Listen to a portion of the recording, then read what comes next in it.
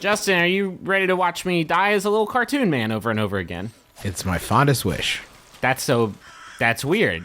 I want you to. We need to have a talk after this recording because I want you to shoot a little bit higher than that. I think. Yeah, that was very attainable. Yes, this is Salt and Sanctuary, which is a game that Salt and Sanctuary. Yeah. Okay. What's wrong? You don't like that? Salt and or Yeah. Sultan? It's Salt _ Sanctuary. This is a game that is out on PS4 right now. You can go download it with your controller. I think it's $17.99 or $18. This is actually a game that I did a video on a really early version of last year that I completely forgot about, which is surprising because I like the idea of it so much. It is essentially a 2D Dark Souls game. I've mentioned before that I think like Dark Souls has a lot of sort of Castlevania sensibilities to it, and this is like sort of the perfect realization of that, which is like it controls and kind of has the feel of like a Castlevania Symphony of the Night, but with Dark Souls mechanics layered on top of it. Things like if you die, you drop all of your salt, which is basically souls. You use those to level up. It's very, very difficult. It will kill you with like hidden traps and what are essentially deadly pranks a whole lot. Deadly Pranks. That would be a better title. Deadly Pranks would be a wonderful title for the game. I'm a few hours into it now. I can't stress enough like how similar to the Souls series it is. Wow, What? That title just like that looks very Souls like yeah extremely. Well, not only that, when you create your character, you do things like you pick a class, you pick like an item that you start out with.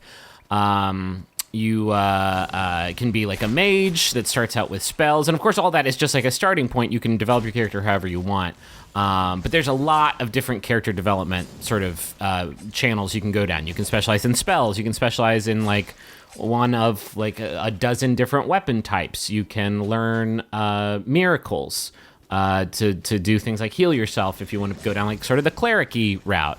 But the way that you develop the character is actually it's really deep, and I dig it a lot. Here you can see I'm kind of going with a mage type character that can cast spells. The way that it handles magic is you can see my blue bar there. My willpower is what that bar is. Every time I cast a spell, the maximum amount that bar can fill up to decreases. So you can use magic a whole bunch if you want, but you're not going to leave yourself enough energy to do things like dodge roll out of the way or block attacks or attack or do like literally anything. Okay. It's kind of a cool way of handling that. And it refills over time. Your bar does, yeah, but the maximum amount won't recharge. So you have to be kind of smart about it. You can get items that increase your maximum again. But yeah, if you cast a bunch of spells, then you're going to leave yourself kind of weakened, which I think is a neat way of handling it. Also, there's just like spooky shit all over this game. It's made by Ska Studios, who did the Dishwasher. Yeah, and those games that have like a pretty like dark kind of gothic aesthetic. So like this is kind of a perfect fit for that. There's some stuff about like it being a 2D game where it just can't be as for lack of a better term like sophisticated as a Dark Souls. Like the boss fights that I've played so far have been fairly similar because like on a 2D plane like all they can really do is like move side to side, and you learn how to dodge their attacks and stuff like that. So this is how you level up once you've gained enough salt. You I guess eat it. You eat all that salt. Yeah, you put them on some Pringles and just go to town. And then the game has basically kind of the sphere grid from Final Fantasy X, which is starting out kind of. I mean, just looking at it, I would love to hear your gut check, but it's kind of it's a bit inscrutable looking at it. But basically, like the sphere grid in Final Fantasy X, like each sort of direction that you move in down the path will buff you in different stuff. So I'm going down this path to the left, which is going to increase my magic. I've started going up just the north path, which increases your swords. I'm getting vertigo. It's actually a neat system. Like you can really develop your character in a lot of different ways and make them whatever you want. It's easy to make like a hybrid character using that system. So I have just a little bit of video here just showing me just chomping it over and over again because this game like it is it's very more like you're using some sick skills. A little bit. I mean, mainly I was doing some platforming and I fell into this area I've never been in before, which is like the most terrifying thing ever because I don't know what these enemies are capable of. I don't know where the traps are hidden. I don't know where I'm supposed to be going. I don't know how to get back to my sanctuary to level up and heal, and which is bad because like I might get eaten like that and then I lose all my salt.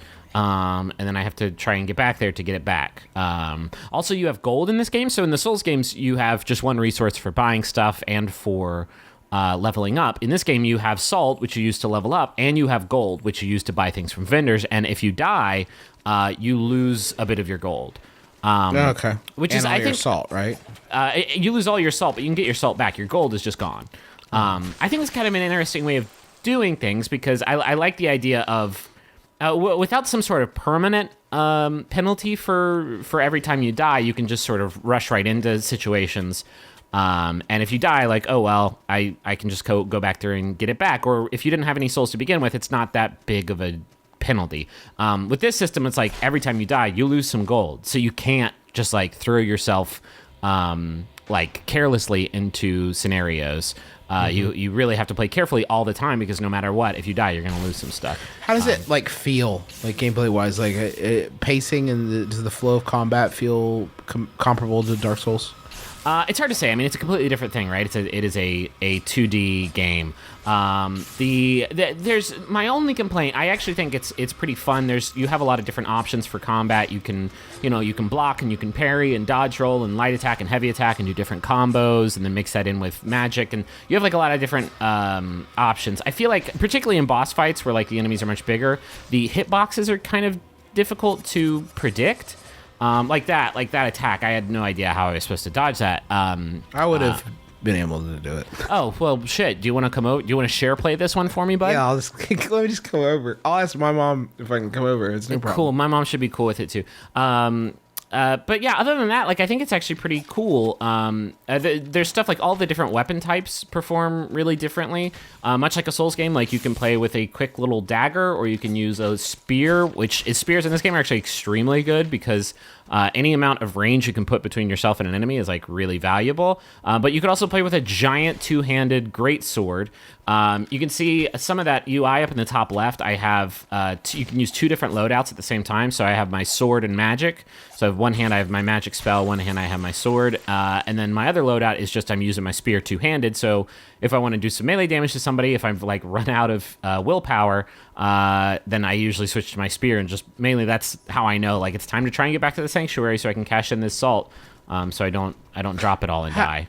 How does this avoid feeling like a Dark Souls ripoff? I mean, if it does, like, how does it avoid that like gross, like, oh gosh, you guys are just sort of lifting wholesale feeling? It's hard to say because I love the Souls games like so much. It's probably my favorite video game series like today.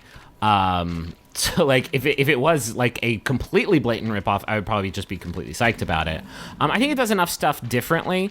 I think the aesthetic of it is really fascinating. Not just in terms of the art style, but like the things going on. When you start out the game, you pick a patron god, and then that informs like some of the flavor of the game. Like whenever you establish a sanctuary, you dedicate it to your patron god, and you can find other sanctuaries that are already dedicated to like maybe other patron gods, and you can switch between them. Some of your items change based on like which god you pick. There's some interesting stuff going on. It is not a one-to-one sort of adaptation, but for me, the thing that is most interesting is how they have 2D-ified this series, right?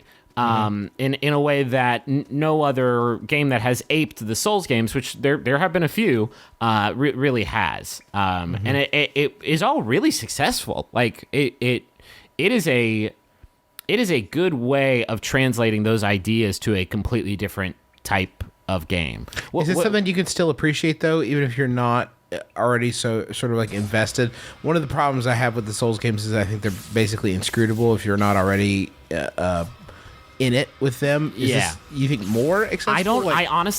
I don't know, because much like these Souls games, this game does not explain a thing to you. Like when you start out, like, and you pick that patron deity, it does not tell you what you're doing. Doesn't explain like what is going on really. There are items in the game that are you just get, and it is not explained very well what to do. Like the whole leveling system, not really explained what you're doing there. So like a Souls game, you get basically the rudimentary, like, this is the attack button. Like, that's the amount of tutorial you get. Right. Whether or not you're going to have the patience for that, I don't know. It's not impossible to learn, but it requires a lot of experimentation with just sort of the base level game mechanics. And I feel like I'm more able to do that because the Souls games have kind of beaten that behavior into me. Right. But yeah, it's a really interesting game. I think we're gonna have a full review of it up basically as soon as I beat it. It's definitely it feels like a meaty game, and so I don't know how long it's gonna take to get through it, but yeah, I would definitely recommend it if you are a Souls fan.